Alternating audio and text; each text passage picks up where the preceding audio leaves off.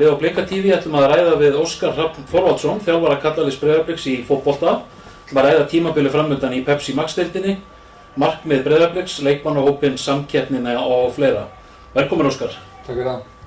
Svona í tengslu við það að hvaða svona típu af fótbolta þú vilt spila, að þið fáðu okkur 27 mörk í 18 leiki með deildinni fyrra sem þetta er 18 leikir út af því hvernig COVID fór með allt saman.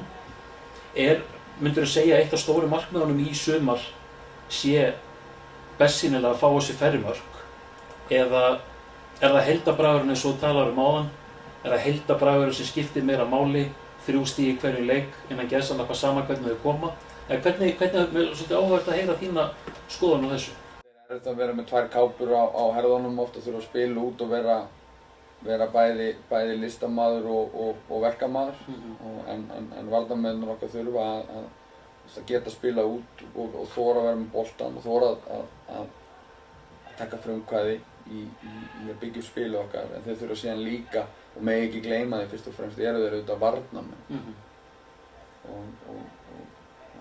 Þannig að þar eigum við mikið inni, klart mál, og auðvitað skiptir það máli fyrir okkur að það sé ekki opin búð hjá okkur alltaf. Það skiptir máli að halda markinu hreinu eins oft þú getur, en það kannski ekki vera alltaf snúast það. En það er mikilvægt, og hluti af því er líka bara að vera betri að verjast hátt á vellinu, að vera betri að verjast ef við töfum boltanum strax, en svona, mér finnst aðalega bara mikilvægt fyrir okkur að við höldum í, þú talar heildarbrag og svo ágætis orð, ég horfi bara á þetta að við höldum í sjálfsmyndinu okkar, að við séum, við erum það sem við erum lið sem að tekur frumkvæði, við erum lið sem að er hugrakkt, við erum lið sem að sækir það sem við ættum okkur að ná í, við bíðum ekki eftir einhver koma að færa okkur eitthvað, og það er, fyrir það stöndum við, það er þannig sem við æfum alla daga, og það er mjög mikilvægt að við höldum í það. Þetta séum ekki einhvern veginn að reyna að vera einhverjir aðrir til þess að þóknast hinum eða þessum. Áhugavert. Undirbúningstímabilið núna hefur gengið býsna vel, og svona þá er ég bara, þegar ég segi býsna vel, þá er ég bara að horfa í það hvernig leikirnir hafa farið. Og svona umræðan hefur verið svolítið á þá leið að Breiðablik sé það lið sem er að spila hvað bestan fótbolta, maður hefur heyrt því fleygt fram að þessi greinilegt hvað liðið sé í góðu líkamlegu standi og svo framvegis. Er það hættulegt á þessum tímapunkti núna sem stuðningsmaður að vera gjörsamlega iðandi í skinninu fyrir að sjá liðið, eða hvernig dregur þú saman undirbúningstímabilið og svona sjálfstraustið að fara inn í tímabil? Ég auðvitað dreg þetta ágætt undirbúningstímabil saman í eins og það blasir fyrir mig núna, það hefur gengið vel. Það hefur verið ágætt stígandi, marga fína leiki, marga mjög svona öfluga leiki, öfluga liðsheldarleiki, og menn hafa spilað mjög þreyttir, en samt einhvern veginn verið trúir því sem við lögðum upp með, en auðvitað er það þannig að þú veist í raun og veru aldrei hvað þú ert staddur raunverulega fyrr en bara á sunnudaginn, þegar að KR mætir í heimsókn. Þú veist í raun og veru aldrei hvar önnur lið eru stödd á undirbúningstímabilinu þegar þú mætir þeim.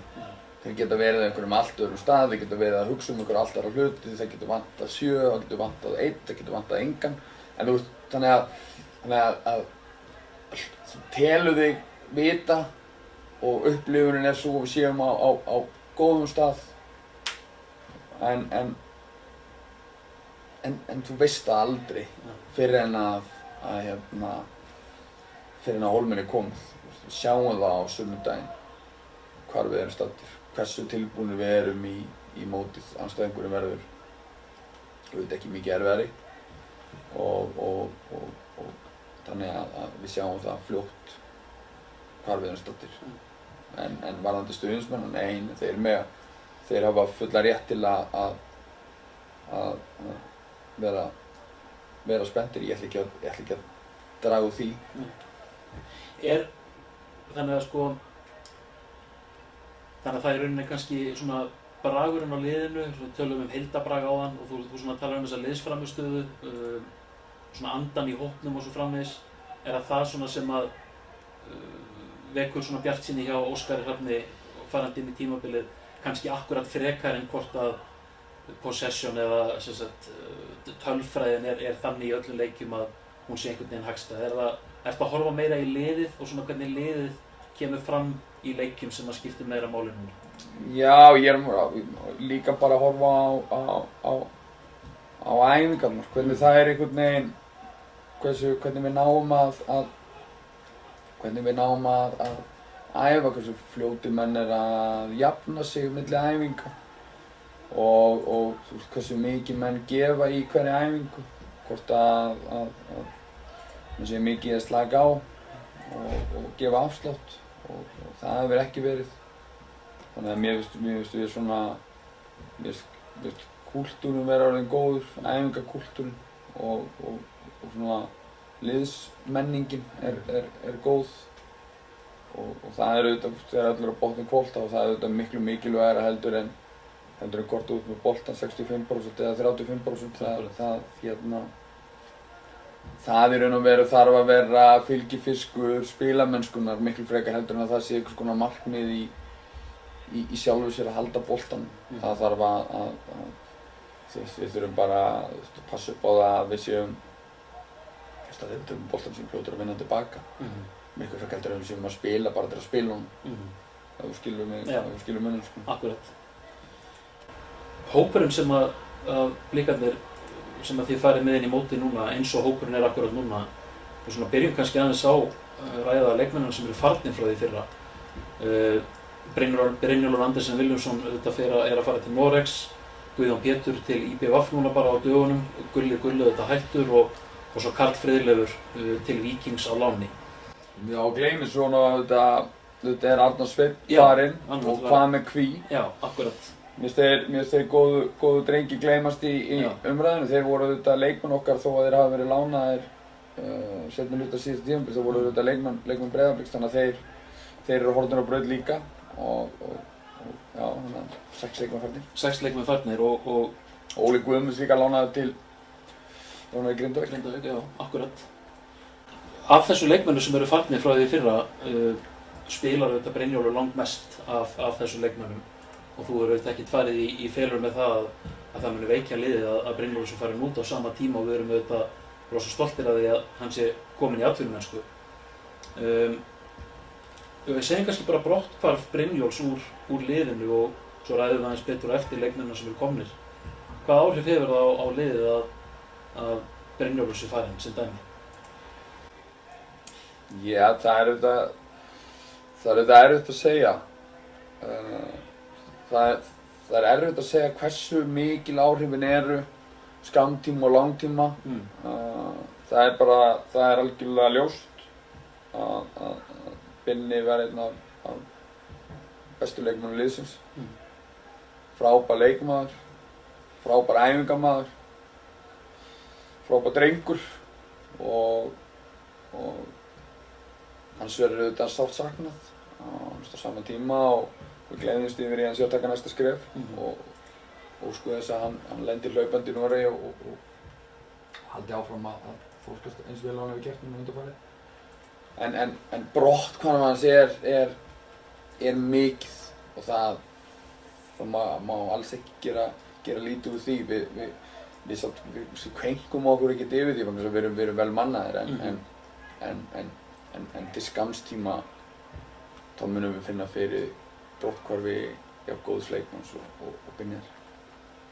Eins með Guðjón Pétur, hann auðvitað var lánaður í fyrra en var auðvitað á samningi á Blikum og var það í rauninni alveg ljóst að hann myndi fara eða hvernig svona atvikaðist það allt saman? Já, það einhvern veginn, það var þannig svolítið að við félagarnir vorum kannski ekki alveg í sama ljósinu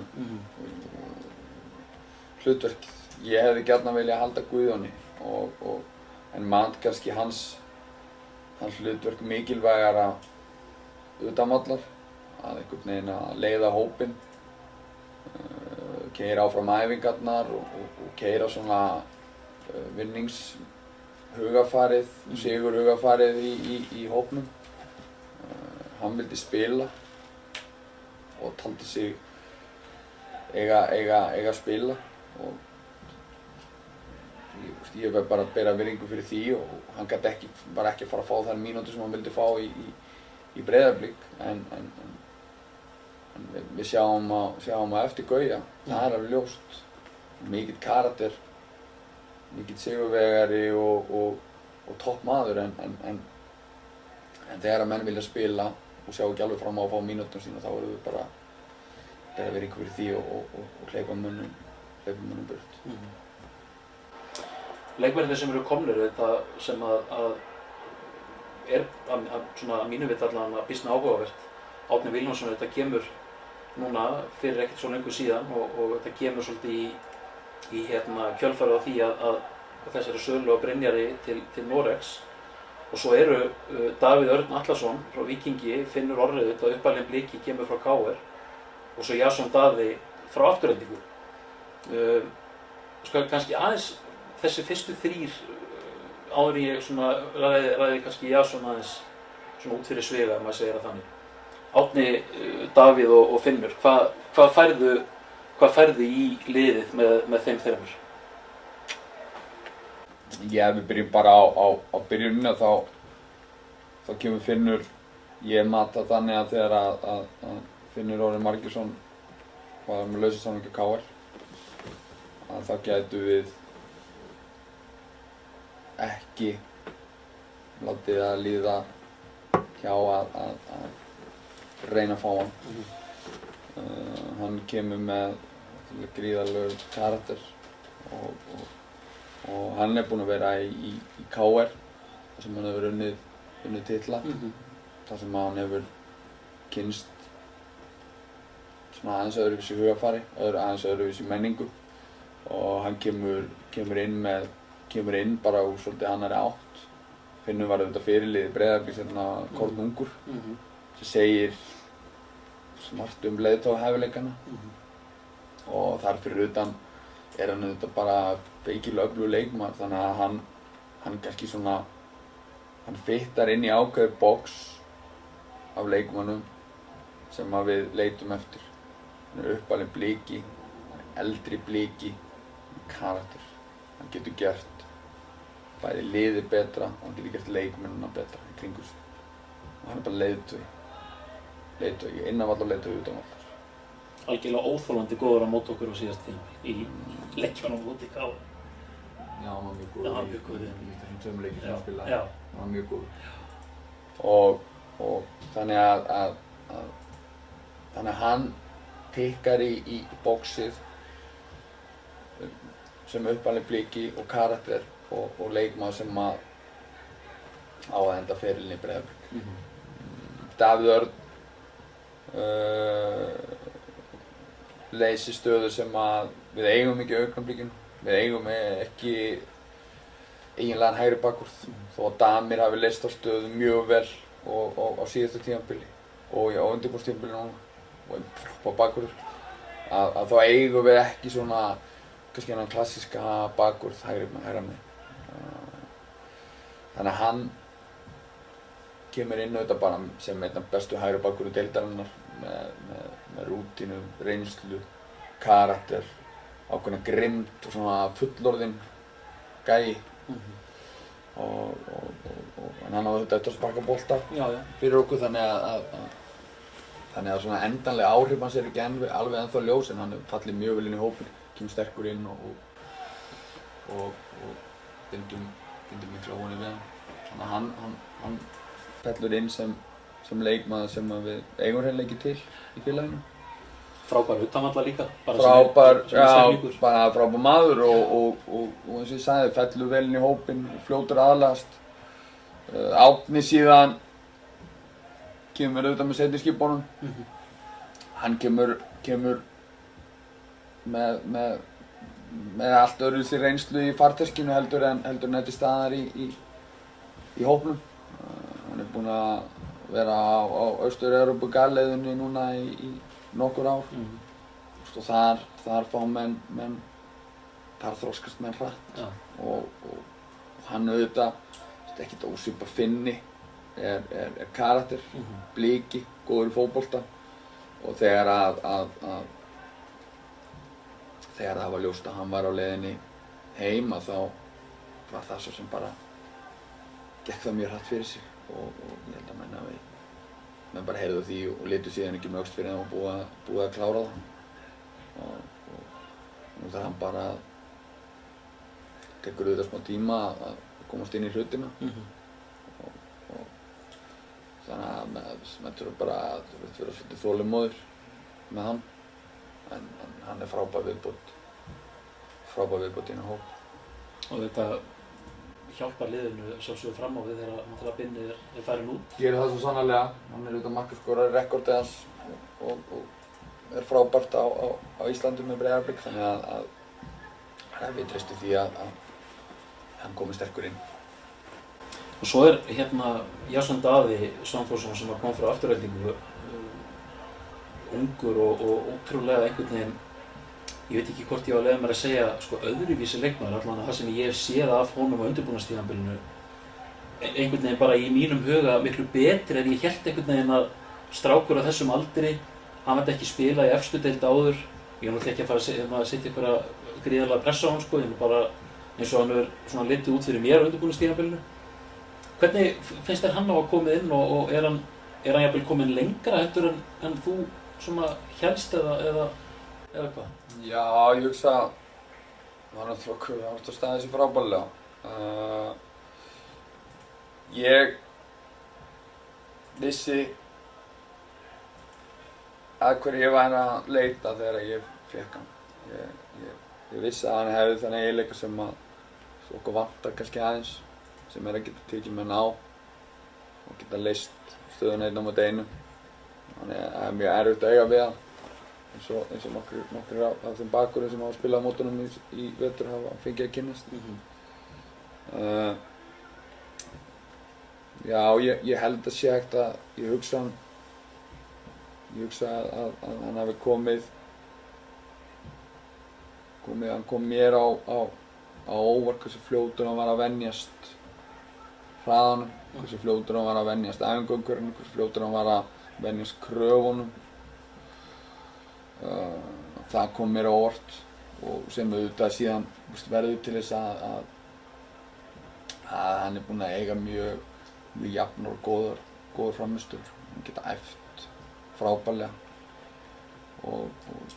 en ég held að ekki geti enginn sagt að menn hafi búist við því að hann er strax í lykilhlutverki hjá okkur. Ég held að sami væri ekki að segja alveg satt.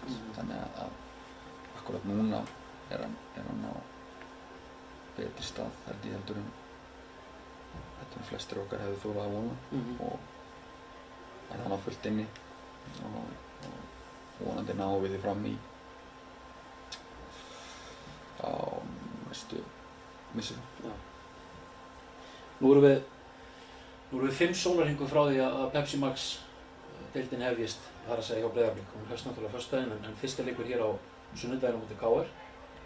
Hvernig er standið á hópnum og svona hverjir eru klárir og er einhverjir svona sem eru að glíma kannski við meiðsli sem að er ekki klárir til dæmis í fyrsta leik? Nei, það er bara svo sem kannski þeir sem hafa verið meiddir núna undanfarið. Davíð Örn verður ekki klár. Elvar Freyr verður ekki klár. Róbert Orri að öllum líkindum ekki. En aðrir ættu að verða klárir. Þannig að standið er fínt. Mjög gott myndi ég segja. Já.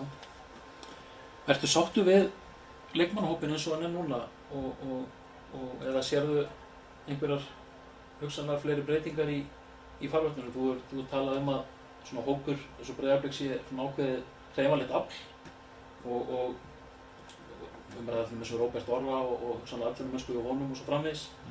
Hvernig meturðu leikmannahópinn núna 5 dögum fyrir fyrsta leik? Ég met leikmannahópinn hjá Breiðablik sem mjög sterkan. það er erfitt að styrkja en að því sögðu þá erum við alla daga að reyna að gera liðið betra, hvort sem að það með því að æfa eða finna nýja leikmenn og við værum ekki að vinna vinnun okkar ef við værum ekki að því. Þannig að á saman tíma sem ég er mjög sáttur með þennan hóp og tel hann feikilega öflugan, að þá vakna ég á hverjum degi við reyna að finna leiðir til að gera hann ennþá betri. Ég veit ekki hvort þetta svarar einhverju spurningu. Jú, þetta er bara mjög gott. Róbert Orri, þú sagði einhvers staðar daginn að það væri ekki spurning hvort heldur hvenær hann fær í atvinnumennsku. Hvað svona, er eitthvað að frétta af því eða er hann bara, horfir hann fram á núna tímabilið að Já, ég held að hann horfir nú bara fram á tímabili hér og er svo sem ekki með neitt annað markmið heldur en að klára það. Hann er mjög fókuseraður á núið og þráttur ungan aldur mjög þroskaður ungur maður, þannig að hans einbeiting er algjör hér. Hvort eitthvað gerist í sumar eða haust komið í ljós, auðvitað veltur að síðan, hann þarf að spila vel en ég held að það verði erfitt hjá okkur að halda honum í langan tíma, án þess að ég ætla að fara að gera það einhverju lykilatriði hérna. Hann þarf auðvitað bara að fylgja eftir frábærum vetri, hann bæta sig mikið í vetur og svo er bara yfirfæra það inn á völlinn í Pepsi Max deildinni. Það er mesta verkefni hjá honum og þá er honum allir vegir færir. Töluðum aðeins og snert aðeins á KR áðan að KR er fyrsti leikur Breiðabliks í Pepsi Max deildinni á komandi sunnudag og niðurstaðan okkar var ansi rýr, ég segi okkar, það var bara svona þessi partur af þessu að á móti KR í fyrra, 3 leikir, 3 töp og meðal annars í bikarnum og svo framvegis. Gaman að vera að reyfa það svo sem upp, en hvernig sérðu KR-liðið núna samanborið við liðið í fyrra og hvað þurfum við að gera til að vinna á sunnudag? Ég sé KR-liðið vera mjög lítið breytt frá því í fyrra. Vissulega hefur kannski aðeins holast úr því. Finnur Tómas farinn úr vörninni, Finnur Orri og Pablo búnir af miðjunni. En þeir eru búin að fá Guðmar Baldursson og Greta Snæ og endurheimta Emil Ásmunds. Gömlu mennirnir virðast ekki ætla að eldast, Pálmi og Óskar. Ég horfi á þetta lið sem svona rútínerað lið deildarinnar. Lið sem er mjög gott í því að gera það sem að þeir gera og það er erfitt við að eiga og þeir eru ekki lakari heldur en þau voru í fyrra og á margan hátt ekkert endilega kannski lakari heldur en þau voru fyrir 2 ára þegar þau urðu Íslandsmeistarar. Þannig að til þess að vinna þá þurfum við auðvitað bara að eiga toppleik. Við þurfum að stoppa þeirra helstu vopn og við þurfum að nýta færin okkar sem við gerðum ekki í leikjunum 3 á móti þeim á síðasta tímabili. Þeir eru lið sem gefa ekki mörg færi á sér og þannig að þegar þau gefast þá verður að taka þau. Og svo verðum við auðvitað að passa. Þeir eru líkamlega sterkt lið, þeir eru grimmir og við þurfum að sjá til þess að sú grimmd sem þeir sýna hún verði jöfnuð á okkur. Það er nú svona þetta helsta. Engin sérstök gimmisindi en bara svona basic hlutur. og þetta svo að tala áðan svona að þetta sem að þú vilt að einkenni blikalið, það þarf að vera til staðar svona dag, þessi samheldni og Já, það þarf að vera til staðar og við þurfum að sjá til þess að þú veist, og bara passa líka upp á það að menn verður fattið að þetta á að vera skemmtilegt, þetta á að vera það skemmtilegast í heimi er að fara að spila fyrsta leik á móti frábæru liði á heimavelli en ekki láta einhvern veginn samt augnablikin ná stjórna ferðinni, láta ekki einhvern veginn þú fara að vinna gegn þér og við þurfum bara að mæta það og njóta þess að fara að spila móti KR ef við náum okkar besta degi. Við erum alveg ljóst að fá liðið standast okkur snúning. Við þurfum að sjá til þess að séum okkar allra besta útgáfa á móti KR, það er eina sem dugar. Og það er raun og veru ekkert annað sem að held ég að koma til greina hjá mönnum. Það er einhvern veginn, það er spennan fyrir því að mæla sig á móti þeim bestu, að máta sig gegn liðunum sem að svona fyrirfram þú upplifir sem hreinan og kláran samkeppnisaðila. Og vonandi verður það til þess að laða það besta fram í mönnum. Þannig lið sem gera það, þau yfirleitt eru farsæl.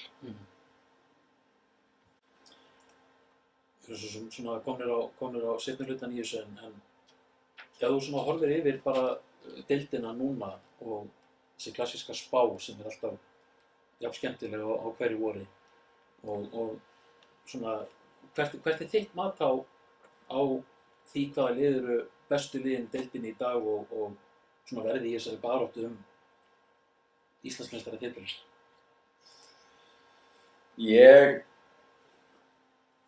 Þetta er erfið og flókin spurning vegna þess að eins og ég sagði þér áðan þá er maður með einhverja hugmynd hvar lið eru stödd, með einhverja hugmynd hvar þú sjálfur staddur, svo ertu með hugmynd hvar liðin sem þú mátaði við og til að vera helstu samkeppnisaðilar, hvað þeir eru staddir.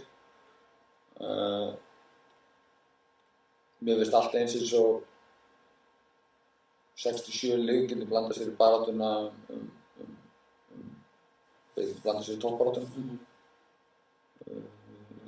Ef allt gengur upp, ef Víkingar sleppa með meiðsli, lykilmann, Kára, Sölvi, þá getur þeir orðið mjög hættulegir. Þeir eru að koma pressuleysur inn í mótið, ólíkt því sem var í fyrra. Og vera mörgu leyti bara betra jafnvægi í liðinu en þeir var í fyrra. Þannig að þeir verða erfiðir andstæðingar. Stjarnan er spurningamerki.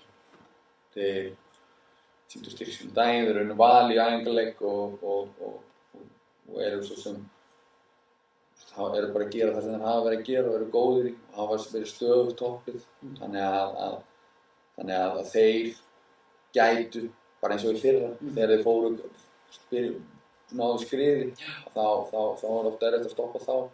F-fangarnir hafa verið lélegir á undirbúningstímabilinu, allir vita að þeir eru með frábæran hóp, frábæra leikmenn, gríðarleg gæði, einstaklingsgæði. Þannig að það trúir því enginn að þeir muni flytja kannski svona dapurt gengi á undirbúningstímabilinu með sér inn í mótið. Þetta verði bara klárir. Svo ertu með KR sem við töluðum rútinerað öflugt lið með frábæra þjálfara og frábæra leikmenn og svo ertu við með Íslandsmeistarana Val sem að eðlilega allir, langt flestir telja líklegasti til að vinna þetta.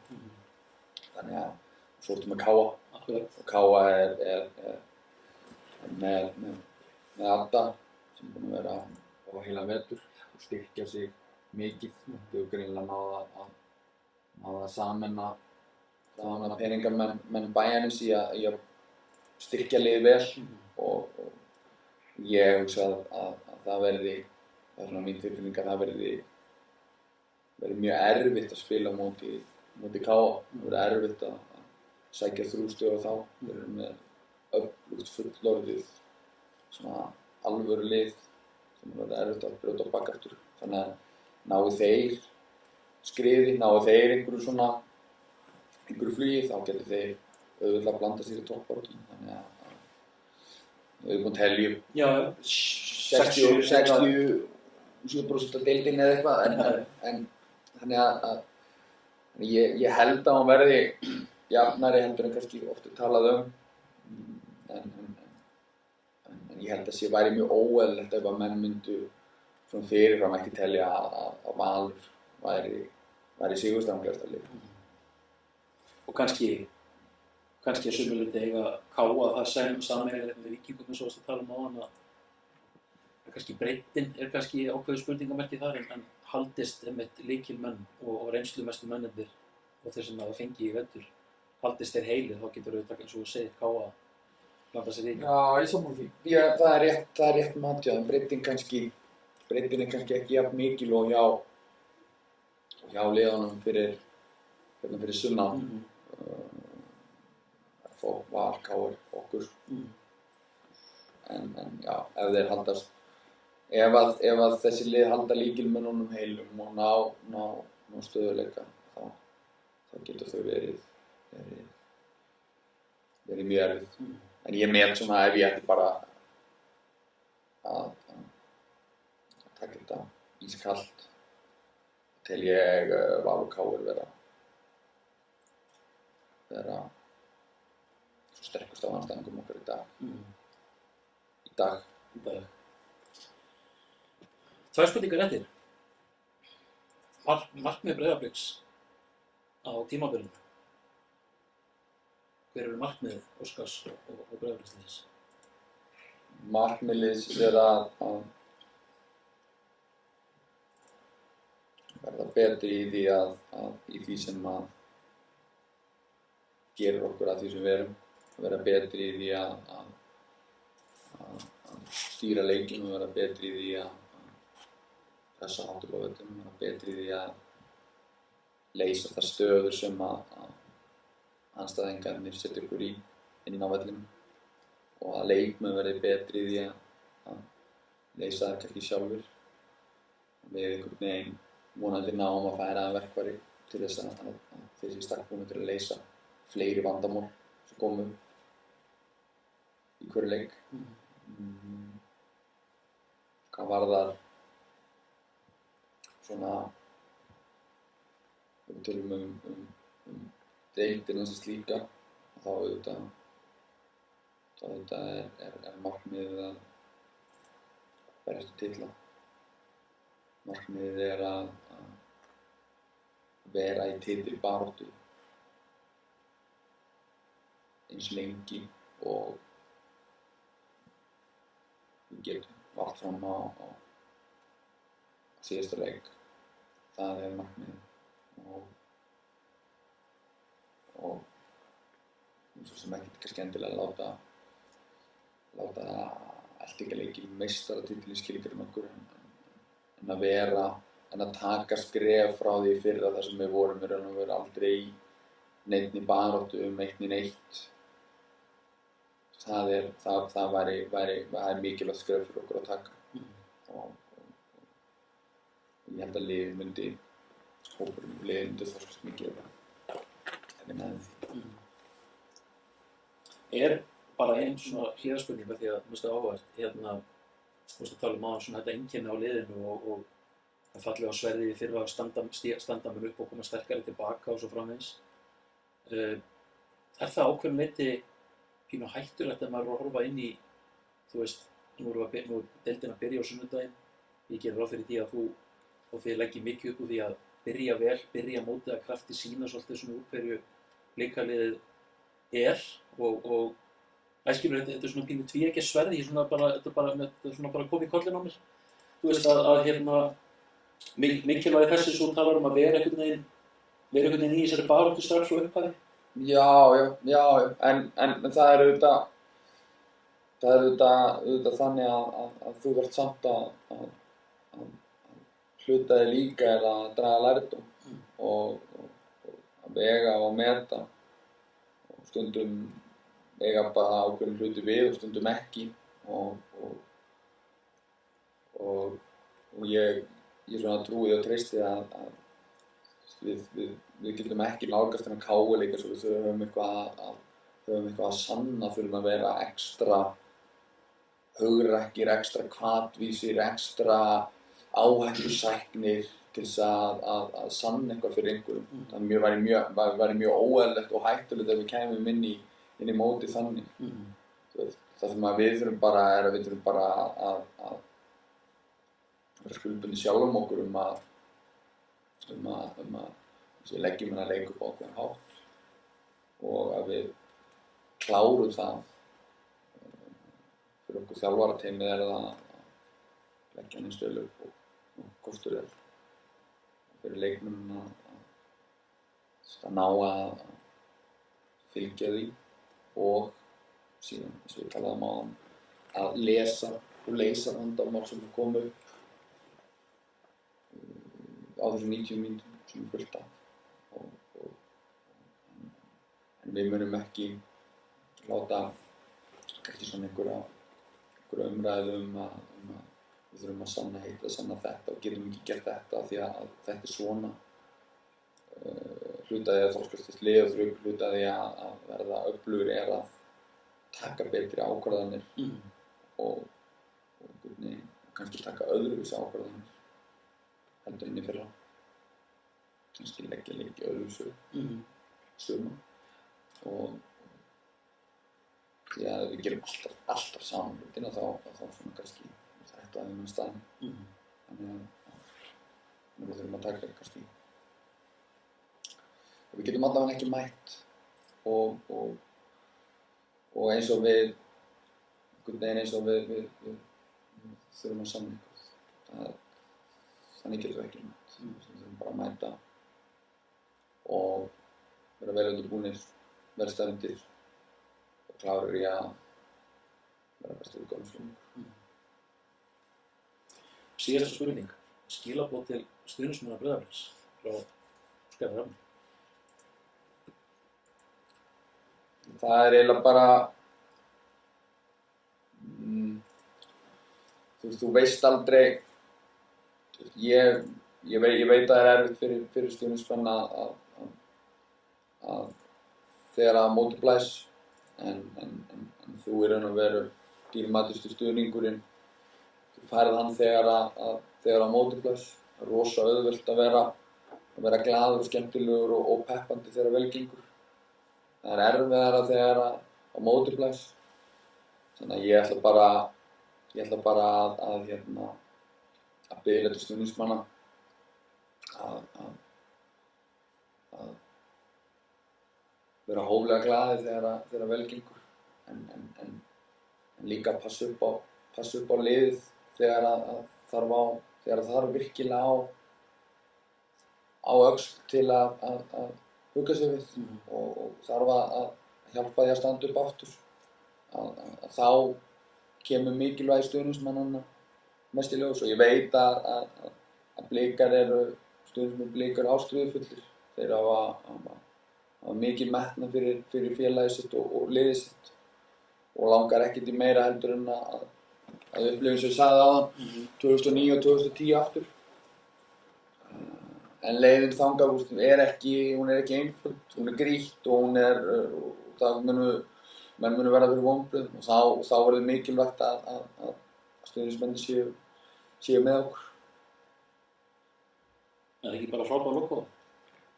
Kæru Blikar, fyrsti leikur karlaliðs Breiðabliks á sunnudaginn hér á Kópavogsvelli á móti KR og það er komið mikill spenningur í Kópavogi fyrir komandi tímabili og svona, já, þetta er búið að vera góð bið núna í undirbúningstímabilinu þannig að við bara skorum á alla sem að auðvitað mega út frá sókvörnum og öllu því að mæta á leikinn á sunnudaginn ef ekki horfa þá hann í sjónvarpinu. Við ætlum að vera í beinni útsendingu á Blika TV, hálftíma fyrir leik, þar sem Óskar og Rúnar og þeir sem að koma að þeim leikmunu koma í spjall fyrir leikinn. Þannig að ég ætla bara að þakka fyrir okkur á Blika TV hérna úr Greinaherberginu í kvöld og sjáumst á sunnudaginn.